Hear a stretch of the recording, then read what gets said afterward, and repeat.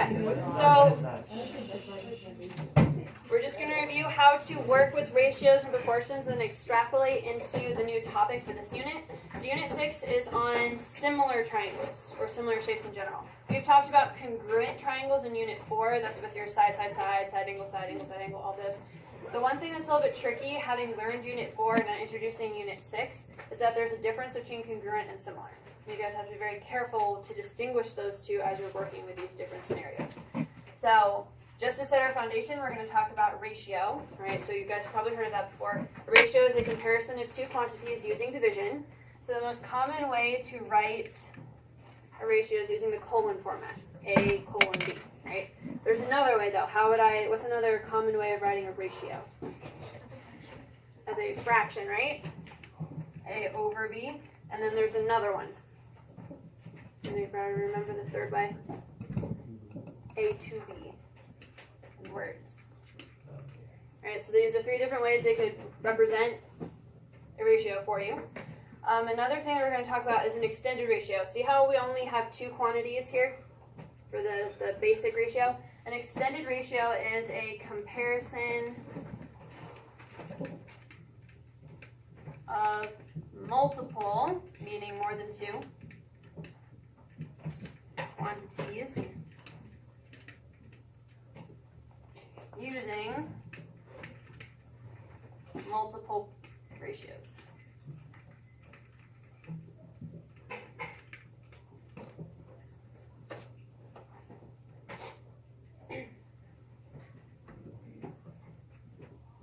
Right, so an extended ratio is going to look very similar to your kind of run-of-the-mill ratio, except there's going to be more than 2 objects, right? So for example, you could have A colon B colon C. Right, you could have more than this, but typically we leave it to 3 or 4, 3 more often. This is actually a collection of 3 separate ratios just all smushed together in one. What would the 3 ratios be? A to B, A to C, and B to C. So this extended ratio right here is really taking those 3 ideas, those 3 ratios, and representing them as one expression, basically. So we're going to be working with ratios to help us solve here. And then we're going to transition into proportions after that. So when you guys are working with one figure, one shape, or one diagram, we're going to see a difference in how we work with ratios between 2 diagrams. But when you just have one shape or one diagram, the way that we work with this is we take the ratio, which is right here. It says the sides of a triangle have an extended ratio of 4 to 8 to 9. Now, is this saying that the side lengths are 4, 8, and 9? No. It's just saying that if you were to take the lengths of the sides and simplify their relationship all the way down as far as you can, the simplified versions of their side lengths would be represented with 4, 8, and 9. It's not the exact measures. So what we're going to do is draw a little picture. Okay, because they didn't give us a picture of a triangle, so we're going to create one for ourselves. So the sides are represented by 4, 8, and 9, but we know those are not the exact side measures. They're asking us to find those exact measures. So these are the simplified form. I need to find factors of those. I need to kind of multiply them out by a common factor. And the way that we're going to represent that in the picture in order to figure out what that factor would be is use those numbers, the representative, and I'm going to attach an x to each of them. So these side lengths are going to be 4 times some common multiple factor thing that I don't know quite yet. All right. Why does this help right there? Why did they give us that? How can that help us move forward? Because it tells you the total sum of the outside. Okay, it tells you the total sum of the sides. So how can I take this information, the ratio which I've kind of expounded upon to have that kind of multiple idea here, and the fact that we have a perimeter? Alex. 4x plus 9x plus 8x equals 62. Okay, so I'm going to take all of the sides, the expressions that we have for them, I'm going to add them together and set equal to 63. That's the definition of perimeter. So I'm going to add those together. That's 21x. I don't remember. 3. Right, so x is 3. x is the factor that these sides or these representative numbers are being multiplied by in order to get the actual measures. So the side that's represented with 4x, how big is it really? It's 12. It's 4 times 3, which is 12. How big would this side be? 24. 24. And then the last one? 27. Okay. So you should notice that our side lengths here are 12, 24, and 27. Aren't those really just 4, 8, and 9, but unsimplified? If you were to simplify these numbers, wouldn't they boil down to these? That's what that ratio is. That's the boiled down, most simplified form of those side lengths. They're not exact, they're just simplified. So we had to unsimplify them by finding this rate or this factor, and that gives us the actual numbers. You can always check this by making sure they add back to 63 if you want to check your work, but that would be the final process of that. So basically what you do is when you see an extended ratio for one diagram, stick an X on those numbers, figure out how to add them together, and away you go.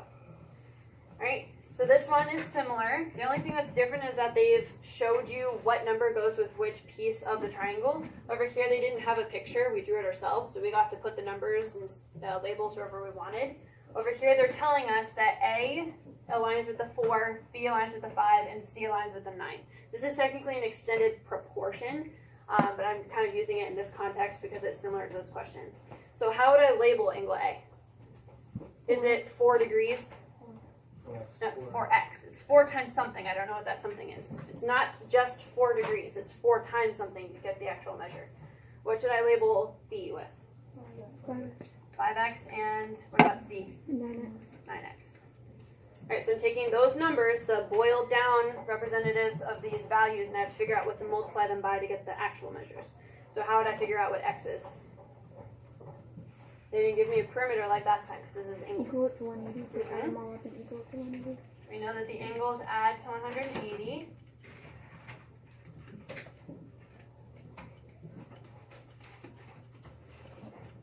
So the factor is 10. Right, the angle measures are not 4, 5, and 9. They're those numbers multiplied times 10 to get the actual measures. So what would that angle A be? Angle A would be 40, 4 times 10. What would angle B 50. be? 50, and angle C? 90. 90. Alright, so the way that you work with these extended ratios is to find the x, the factor, and then multiply to figure out the actual measures. Alright, what would I draw for this one? The measures of two complementary angles are the ratio of 2 to 3. How would I draw? How would I represent this visually? A single right angle like this? And then a bisector. Bisector? No, not a bisector. Something. Okay, so it breaks it. Okay, not in half, but it does interrupt, so it creates two different adjacent angles, right? And then keep going, there's a little bit more to the labeling that I would need to do. Put one angle with 2x and one angle with 3x. Okay, and you can visually do that. Make sure you put the 2x in the smaller one just to make it more common sense when you're labeling. All right, now what? Add those two together and make them equal 9. And what in the directions allows you to make that conclusion? Because it's a right angle. Where'd that come from? Up, Where'd the right angle idea come from? this complementary. Complementary, good. All right, so you get 5x equals 90, x equals 18. They want to know the measure of the smaller angle. Alright. 36. So would I plug into the 3x or the 2x? 2. The 2x, the smaller one, so that would be 36 degrees. Okay? Now these three are all the same kind of pattern because they've represented the ratio with the actual physical colon kind of setup. Over here it's the same kind of question, but instead of giving you the ratio in this format, they've just used the kind of, it's 2 times as big or half as big or 2/3 as big kind of scenario here. So we have a rectangle. The width is twice as long as the length. How can I label the picture and take that information and put it into the diagram? How can I label it? The width is twice as long as the length. Using the same kind of scenario I would have over here. Any ideas? Yes? 2x and x. Now where would I put each of those? 2x with the width, The longer part, and then x is the So you can, since one of them is twice as big as the other, you can use the 2 times idea. So you set one dimension as x and the other one is 2x. So this is going to represent our length and this will be our width. They've given us the perimeter, 78. So what equation would I write based on what I know so far? 2x plus 2x plus f plus f. Okay. So I take all the sides. You should know that a rectangle, if this is 2x, then the side across from it is also 2x. Same thing with the x. You can add those all together. That's 6. X equals 78. That's 18. 13. 13, just kidding. 13. And then they want to know separately what's the length, and then separately from that, what's the width. So what would the length be? It would be 13. So remember, in our scenario here, x represented the length. So when you found x, it was just 13, which is the length. And then what would the width be? 26. 26, because it's twice as long. Okay, so same kind of question, they just worded it differently in the way that they didn't give you a physical ratio, they just described the relationship between the sides. Alright, before I move into proportion, I want to talk about simplifying ratios. This is also something you guys need to be familiar with. When they have ratios, when the ratios have units, we don't want the units anymore. So what they mean by simplify is take this and cancel out the units, so we just have a simplified fraction. Alright, so that means we're trying to cancel out units. Do you guys remember how to do unit conversions? You have to cancel out. Do you remember chemistry and biology and stuff? It's chemistry. Well, you probably do it in biology a little bit too when you guys are converting centimeters to meters and stuff like that. But we're trying to get them to cancel out. So if you guys remember with unit conversions, you want the same units, one to be on the top of one fraction and the other to be on the bottom of the second fraction, right? So you can cancel them. So if I'm trying to cancel out these 2 units, I want the inches and the feet to be reciprocated, if that's a verb, I don't know. But they're flipped, they're inverted to what it was in the previous fraction so that they can cancel out like this when I multiply them. Okay, now we have to figure out what goes here. We need the unit, oh man, I've already forgotten. Conversion, there we go. I need the conversion unit to go here. So which one of these units is bigger, the feet or the inches? Okay, so that's going to be represented with a 1. You always choose the bigger of the 2 units to be represented with a 1. And then you have to tell me how many of these are in that.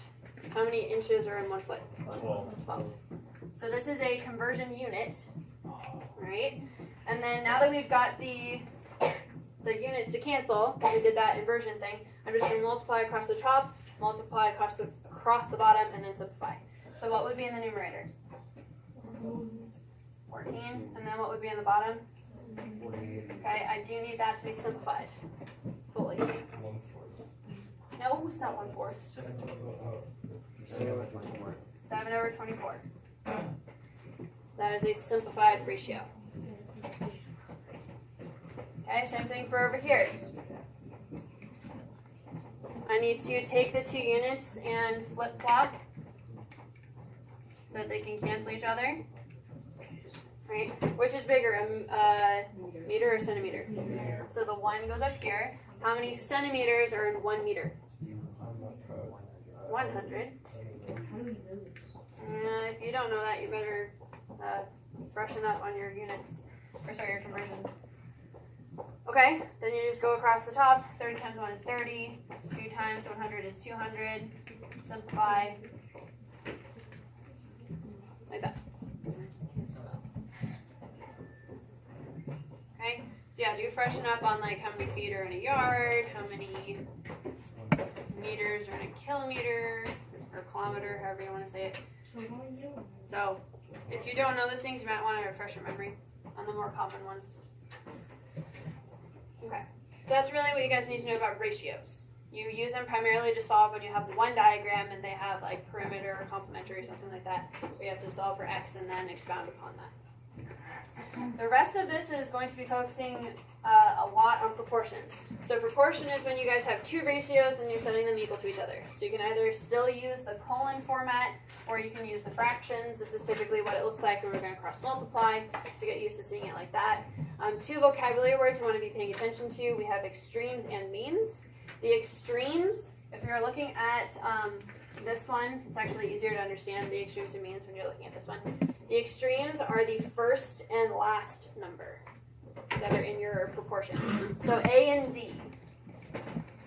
In this scenario that I've written right here, whatever those numbers are, the first and the last are the top of the first fraction and the bottom of the second fraction. Those are called extremes because they're the outermost numbers. The means are the ones that are in the middle. So the B and the C. Or the bottom of the first fraction and the top of the second fraction. All right.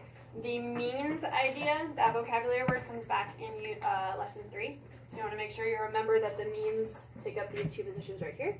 So that's going to be significant when we learn how to solve for a geometric mean. This is more significant for your guys' ability to work through multiple choice questions, particularly on the SOL when they're talking about proportions. There's a easier way to write proportions to solve that we're going to follow in this unit, but you can write proportions however you want to, technically.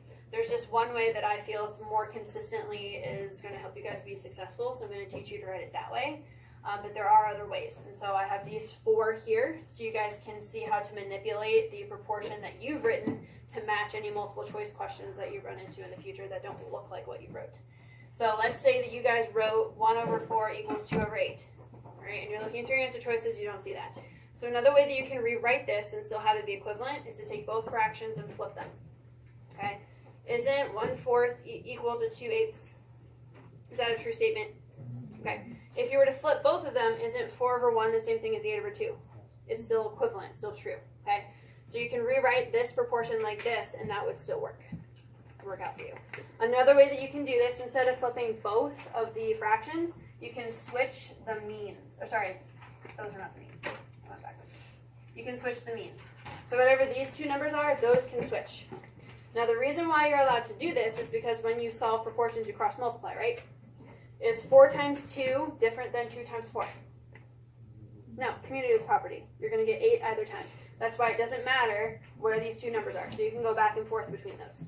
Okay, so if you had the 4 here and the 2 here, but your answer choice had them flip-flopped, this is still the same as what you wrote. So you'd go with that one. You can also switch the extremes, again, because of the commutative property. When you cross multiply, it doesn't matter what order those two numbers are in.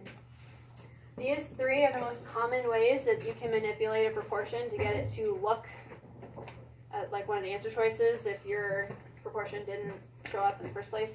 This one's way more rare, but it is another way. You can take the denominators and add them to the numerators. So for this one, I took the 4 and added it to the 1, which got me 5, left the denominator, added the 8, left the denominator. Those are still equivalent proportions. So that one's more rare. These are the ones that I would suggest remembering in case you need to manipulate your proportion.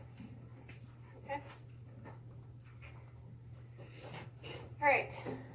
This is one of the scenarios where you guys will be working with proportions. All right? Scale model. You guys know what those are, right? They're like miniature versions of things that are usually really, really big. So this scale model is of a ship, right? The HMS Hood is a boat or a ship or something. The scale model is using this scale factor. The scale factor is basically the relationship between the model and the real life measurements. So the scale model is 1 to 192. Which one of those numbers represents the model? The 1, the smaller one, right? So the 1 represents the model, and then the 192 is representing the actual size of whatever your model is representing, okay? So they've given us the relationship between the model and the actual. Then they said that the hull of the model is only 54 inches. They want to know what the actual measure would be for the actual ship, the hull. How do you think I would solve for that?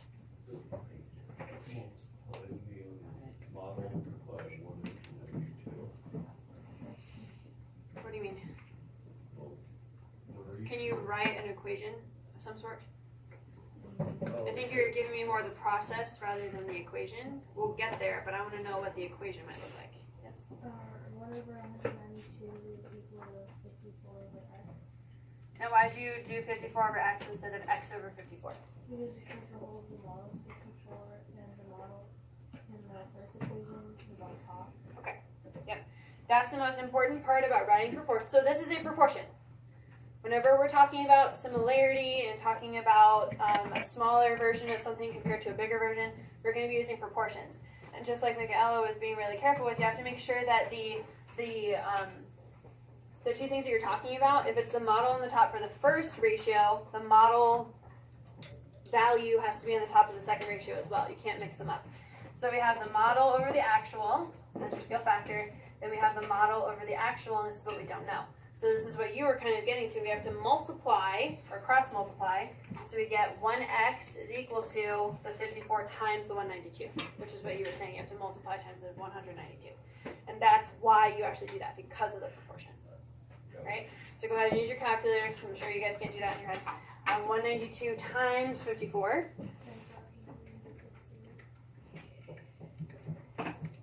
That's the actual length of the hole. Right? So that's how proportions come into play. That's how they help us, is when we know that we have two shapes that are similar, but one's smaller than the other. We can use the proportion to help us solve for an aspect of the two shapes that we didn't know before. Alright, now we're going to go specifically into the difference between congruent and similar before we talk about how to tell if things are similar in the first place just by looking at the measurements. So congruent figures, which is what we talked about in Unit 4, they're going to have angles that are congruent and sides that are congruent. Right? So you should have remembered when we looked at congruent diagrams, they should be exactly the same. Right? These are the same in every way. Their sides are equal, their angles are equal. The difference between congruent and similar, right, they still have the angles are congruent. These two they have in common. Or sorry, that idea they have in common. The angles are still congruent. The difference is the sides are now proportional, not congruent. Right? Shouldn't have drawn an arrow. Right?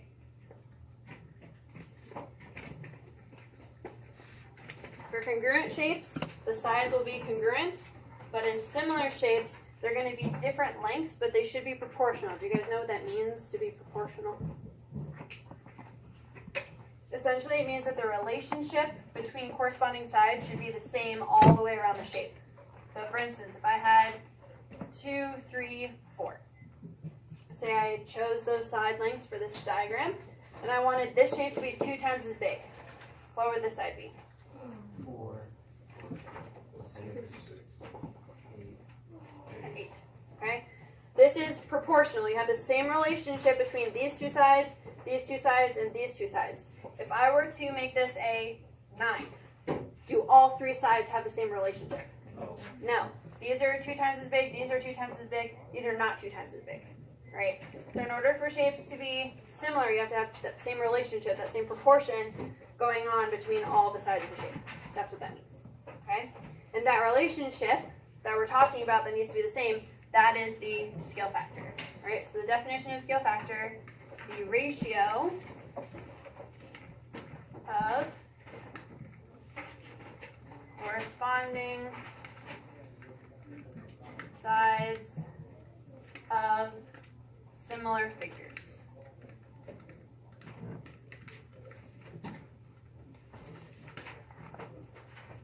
The ratio of corresponding sides of similar figures.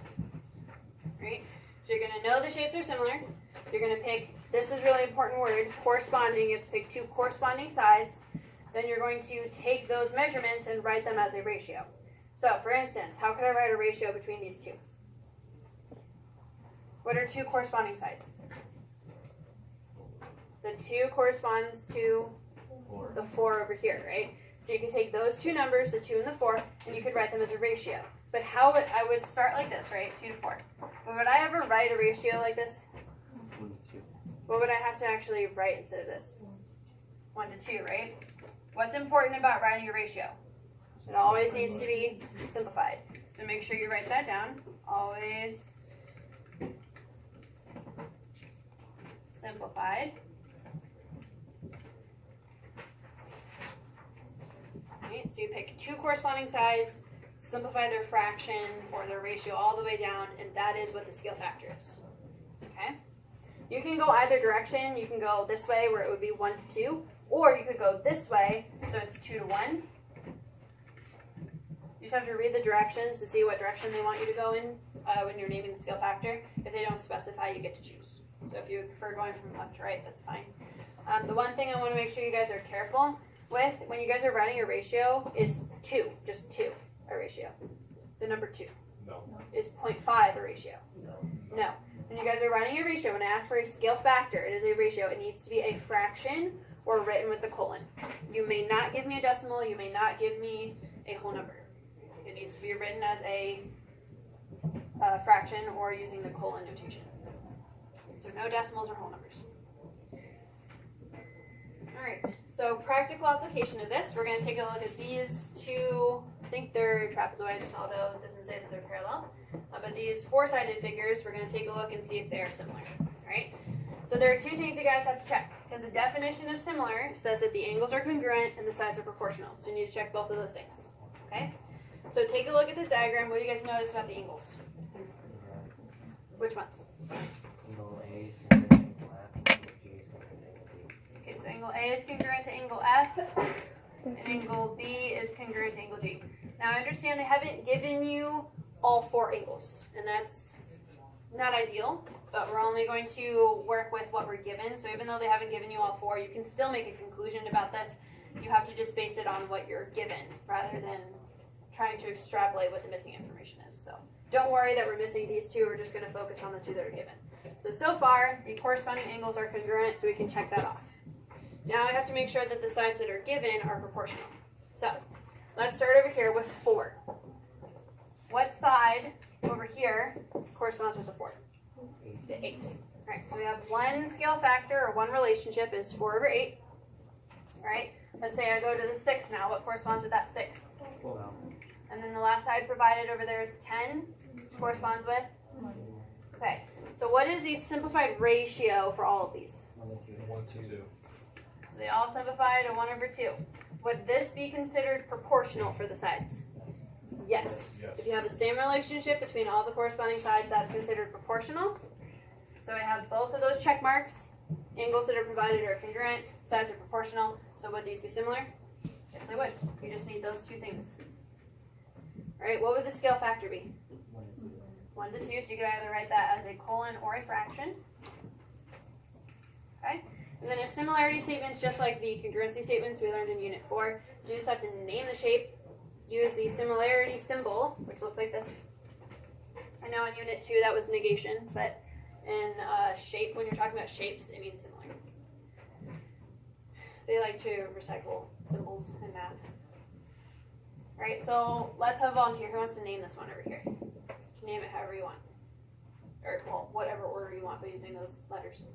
CBAD. C, B, C, B, A, D. All right. So that's how I name the first shape. And again, you get to pick the order that you want for the first one, but the way that you name the second shape needs to match up. So what angle corresponds with C? J. Look how C lines up with B. So C would actually align with H. Right? What corresponds with B? G. G. What corresponds with A? A. And what corresponds with D? J. So use the symbols in the picture to figure out what corresponds to what, and that's how you name the shape. Right? A little bit faster. What about this one? What do you guys know? Okay, I need you to list them out in corresponding order here. So, what's one relationship I know between the angles? Angle X is congruent to angle C.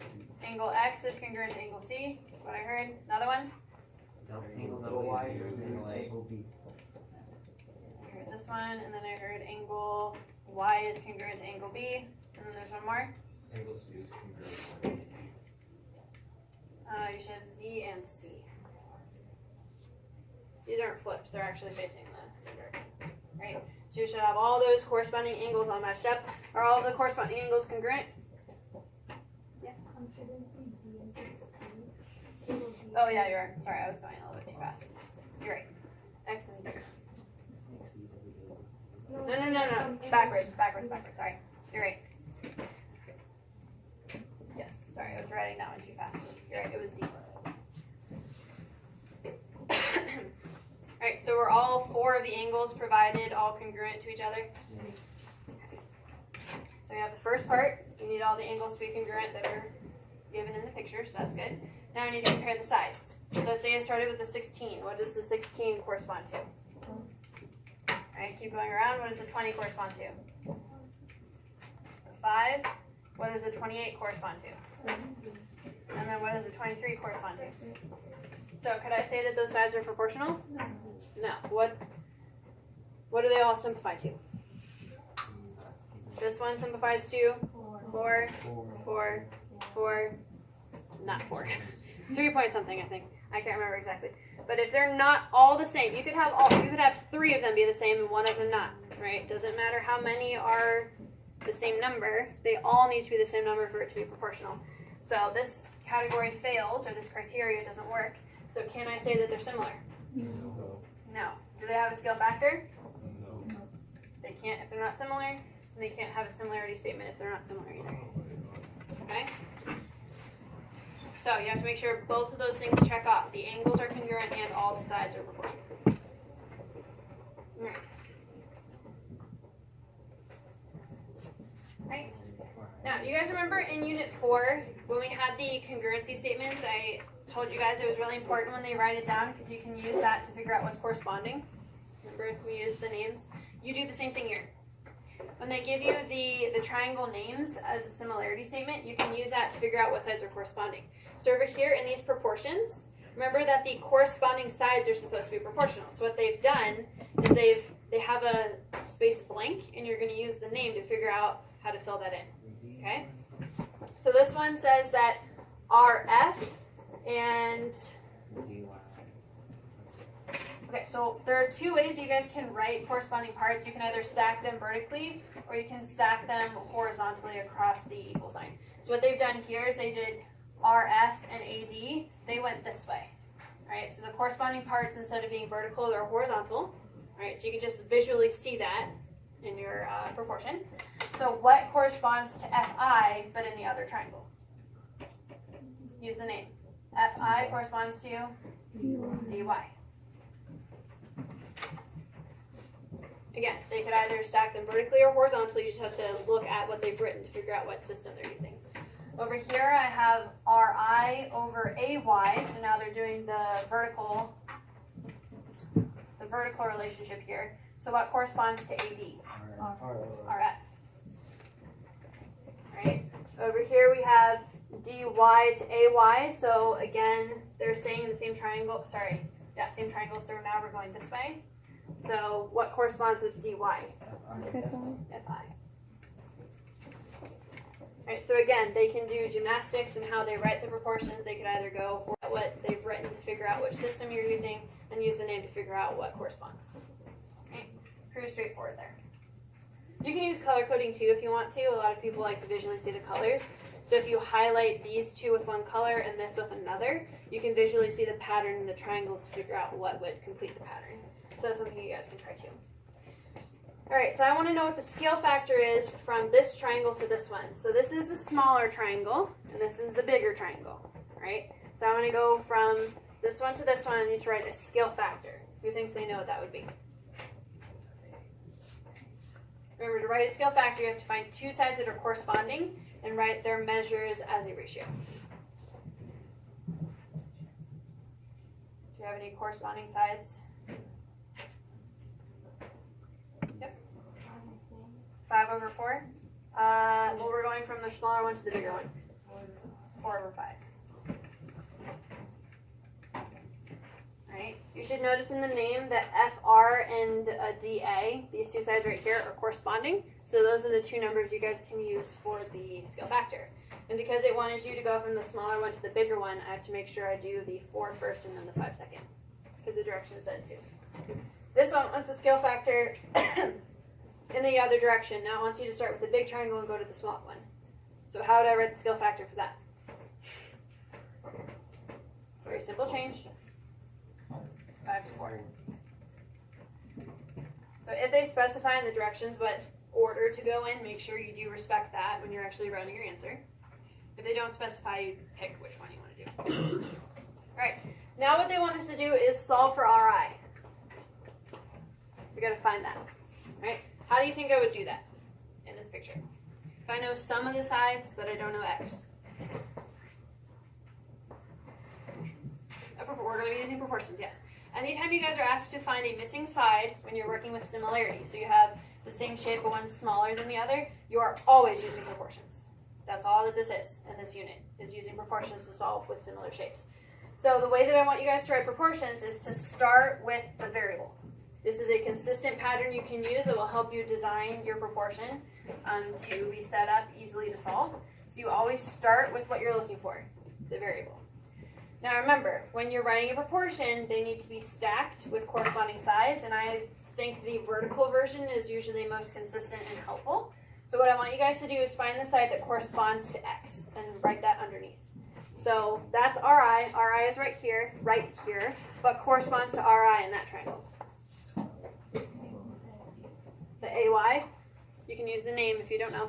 The AY or 12. So RI corresponds to AY, so 12. Now, what would I write over here? The 4 and the 5, right? The scale factor. That's what we did with that boat question. We knew the scale factor already, and we know the scale factor here too. But what you have to be careful with is it 4 over 5 or 5 over 4? Which one is it? 4 over 5. It is 4 over 5. Why? Because you start with the X, which is smaller. When we wrote this proportion, we started in the smaller triangle. That's where the X came from. So the second ratio also has to start in the same triangle that the X was in. Okay?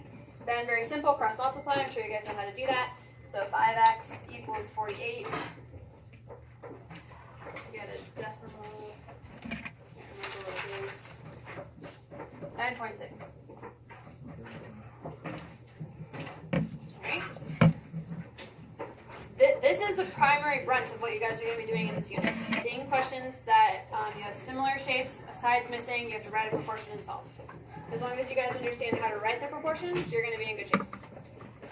And we're going to practice that right here, just to reiterate. Alright, so one more page. Almost done.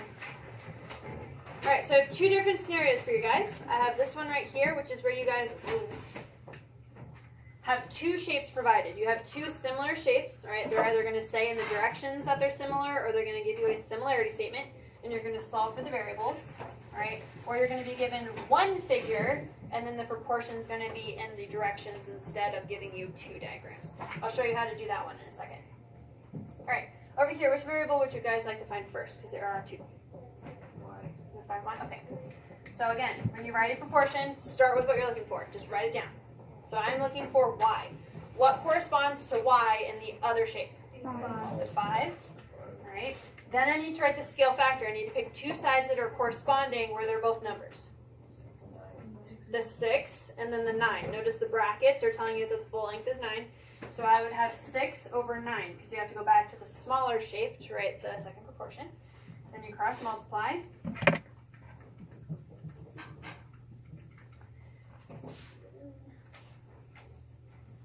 Nope. 3.3 repeating. Ms. Kent, Yes? when it's 6 over 9, do you have to simplify that? No. Okay. When I'm asking you for the scale factor specifically in the question, that's when you would simplify. If you're just using it as a middle step to solve, you don't have to. But if you did simplify, would it mess it up? No. Okay. All right, everybody clear on that one? What would the proportion look like for x? I am looking for x, so I write that first. What corresponds to x? 5. Scale factor? 9 over 6. This one has to switch. Right, because notice how x is in the bigger shape now. So for the scale factor, I have to make sure that the 9 comes first and then the 6 to correspond with how the first ratio is written.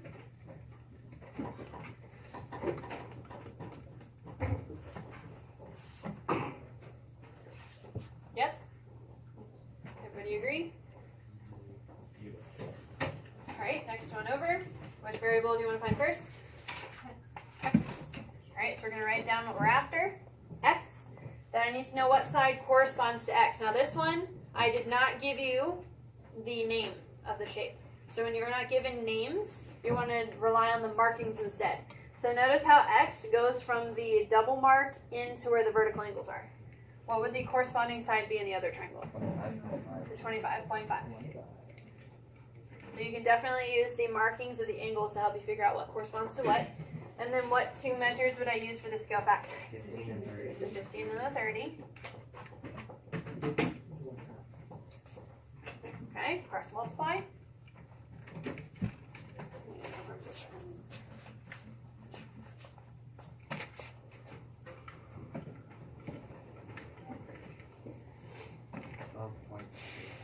Yes. Okay.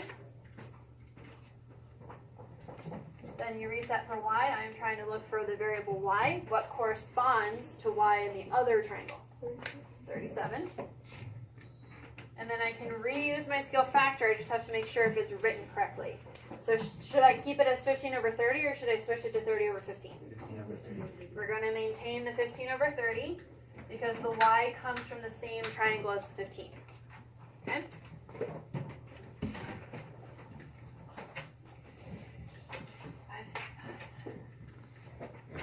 Is equal to 18. Alright, so everybody with me on those? You need to be able to write the proportion correctly and then be able to solve it. Is everybody okay with that?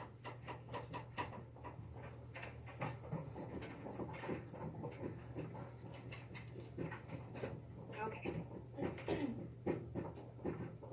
So the next questions that we're going to look at here are different. All right. Notice that they have not drawn two shapes. They've only given you one. Right. So the difference here, we're still going to be using proportions, but the difference here is that instead of giving you two shapes to show you the relationship with the similarity, they've given you one shape with variables in it. Okay, one shape with variables, and then they give you an extended proportion right here that shows you the relationship between the sides and the scale factor, basically.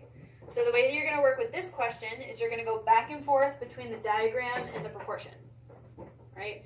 So I'm solving for x here clearly. So they both have an x in it, or in the expression. So which one do you want to start with? You pick one of these from the picture to write first. Okay, so we're going to start with the 2x plus 1, which is represented by AB. Then we're going to go up to the proportion. Do you see how you have AB right here is the first term? What's the first term on the other side? 3. So that is the corresponding relationship with your proportion. We write this proportion a little bit differently, okay? So we have AB, and that corresponds to 3, given the directions up here. And then the other side in the diagram is 3x, and that's CB, or BC. What does that correspond to as a relationship within this extended proportion? 4.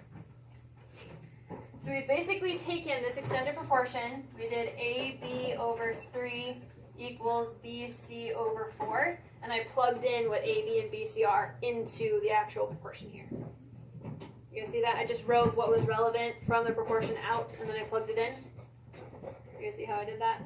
Okay, then I'm going to cross multiply this.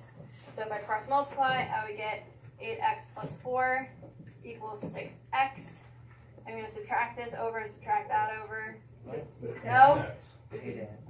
Sorry, I'm going too fast. I'm worried about our time here.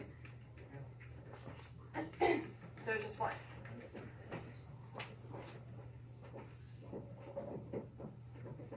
Okay? They're not asking you to plug in to find side lengths or anything. They just want x. They could potentially ask you for a side length to make sure you're reading the directions to double check. But for this one, they just wanted x, so you can just stop. Right? So everybody see how it's a little bit different for this one? How you approach it? Yes? X equal because AB is 3, and you say 2x plus 1 is 39. No, this is not what we were doing at the beginning, which is just a ratio. This is a proportion, so it's a little bit different. Okay? So you don't want to do that whole like 3x thing that we did at the beginning of the lesson, because this is between two similar shapes. They just haven't shown the second one. Okay? So this is a little bit different. All right, this one over here, again, they've given us the shape. They've given us the extended proportion here. So the two sides I have are AB, which according to this extended proportion is related to the 2. And then the other side that I have is AD, or DA, which is the 5.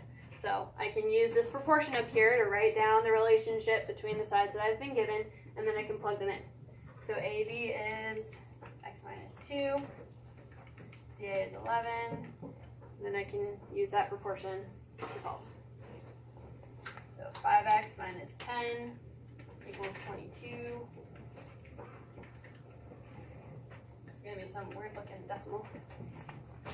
6.4.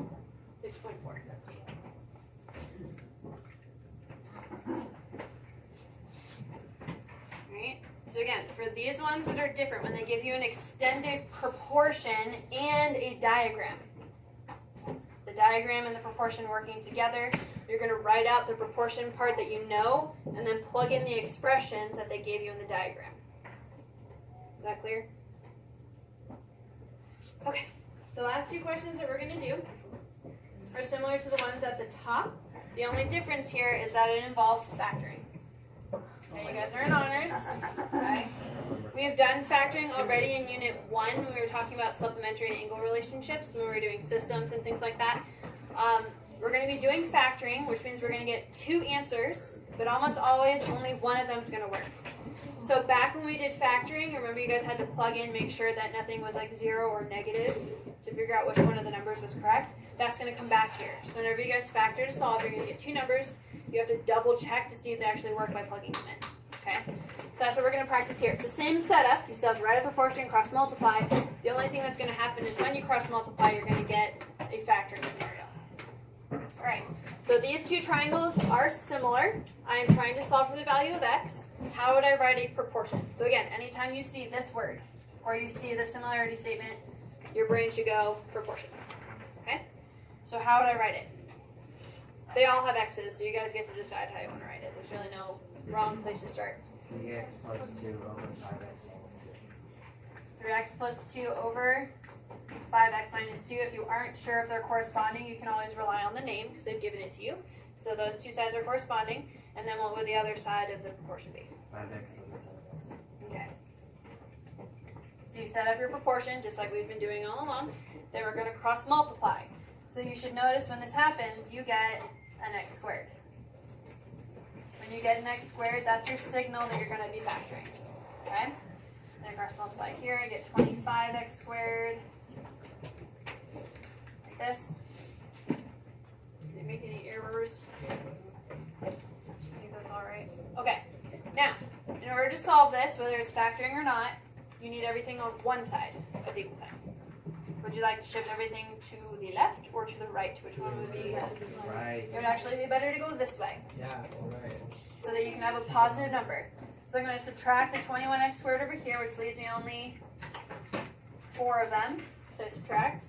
And then I'm going to subtract 14, which gives me 24.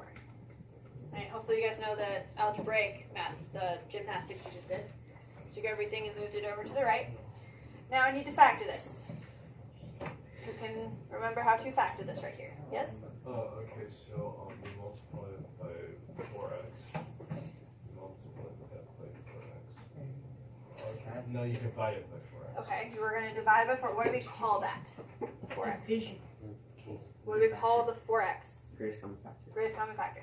So we're going to be using greatest common factor to undo the distributive property, basically.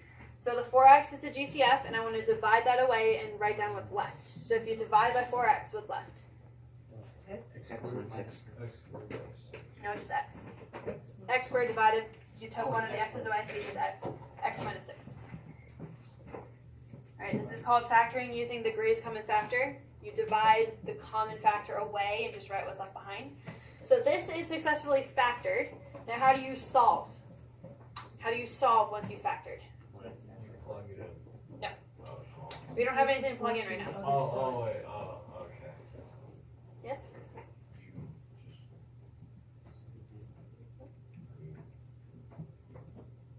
How many x's do you guys see physically? 2. So I have 2 different equations I need to write. Try to make x equal Does anybody 0. remember? 4 equal to 0 and x Yeah. We're going to set both of our factors, this one and this one, we set them equal to 0. because both of they're 0 right now, right? One of them has to be 0 in order to multiply to get 0 as a product. So I'm going to figure out, or I'm going to pretend both of them are 0 to figure out what the scenarios are. So if I have 4x equals 0, what's x?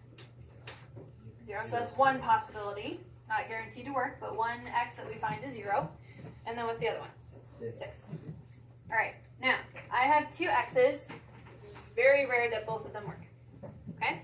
So I need to figure out, does 0 work? Does 6 work? How would I figure out if they're valid? You're going to plug them in, right? And what do you not want to have happen?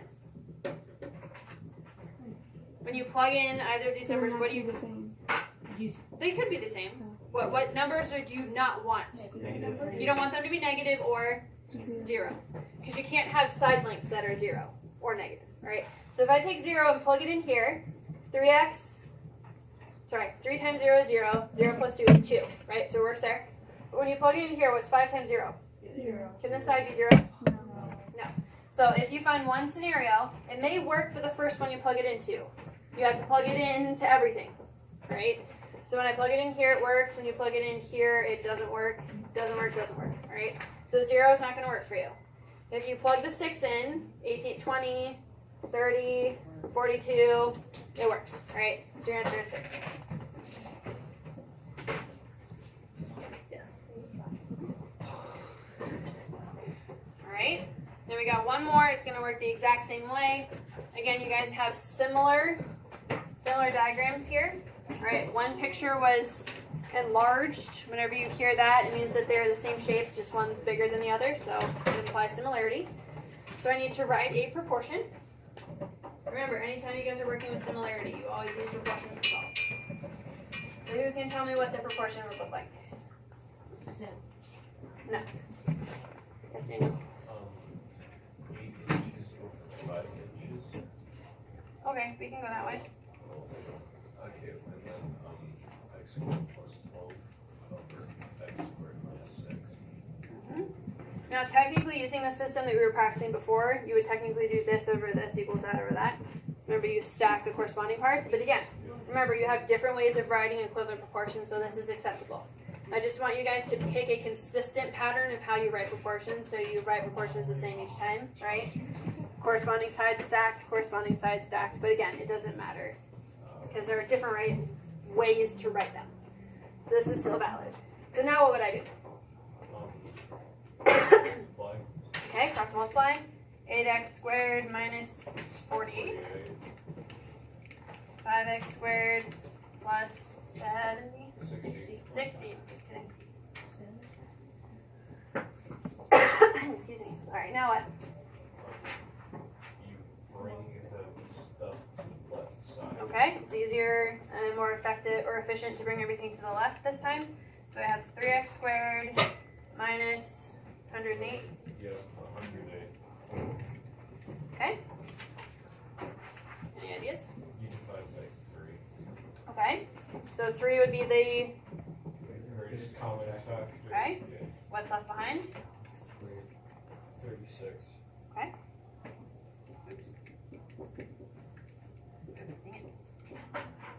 Alright, now technically this is not fully factored. There's more to do. You guys remember how to factor x squared minus 36, Alex? X plus 6 minus 6. Yes. Hopefully you guys remember when you guys have the difference of perfect squares. X squared is a perfect square and 36 is a perfect square.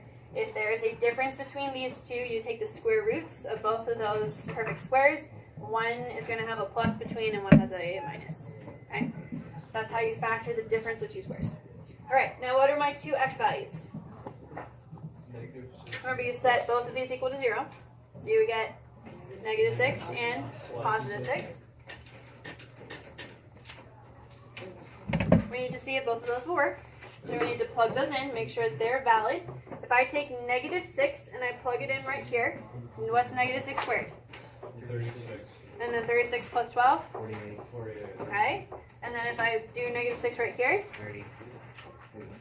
oh, you get 30 as your final answer. Okay. So you get positive numbers. That's cool. All right, what about 6? If I do 6 squared That's 36. plus 12? 48. Okay. And then 6 squared 36. minus 6? 20. 30. 20, Right. 20. So both of those numbers work. This is one of those rare scenarios where both of the x's you get will work. Right? So please make sure when you guys are factoring, you check your answers to make sure that they are valid.